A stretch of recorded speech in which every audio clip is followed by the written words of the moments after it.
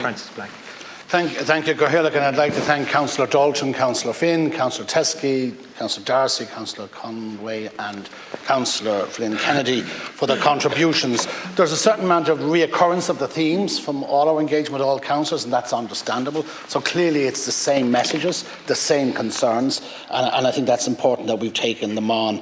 I suppose a lot of people have made written submissions, and I suppose when I was looking this morning, one of the ones that jumped out from one of our councillors in County Kerry, and it said, "It is a true," and I quote, "It is truly an honour to serve as a public representative, but if one did not already have a passion for it, it would be a hard sell." And that is true.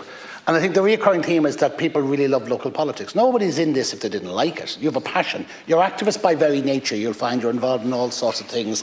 And I think they are the same people that come into local government, and they are the people we need to retain and we need to keep. So I think that's an important point. Joe, I particularly noted your thing about the winter or the autumn of life.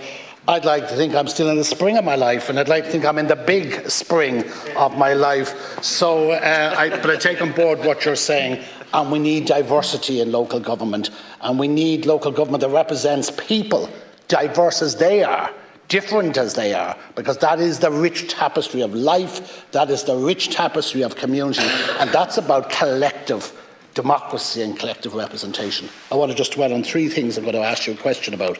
The recurring theme is from councillors, and concerns are that they need to be equipped to do the job, and that means independent legal advice, independent financial advice and independent planning advice. And without that independence of that advice, you cannot sometimes adjudicate on the issues before you by a manager.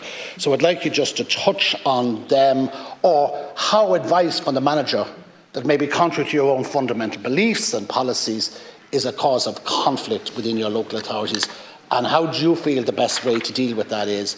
And there was one suggestion by a former minister today who talked about we're all familiar with the CCMA, the City and County Managers Association, and how powerful they are and the supports they get by the taxpayers' money, by the that funds that organisation.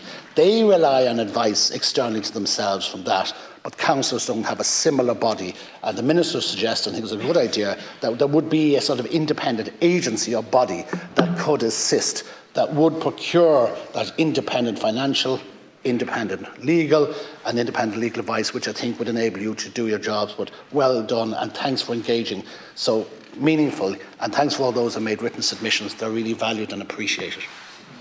Thanks.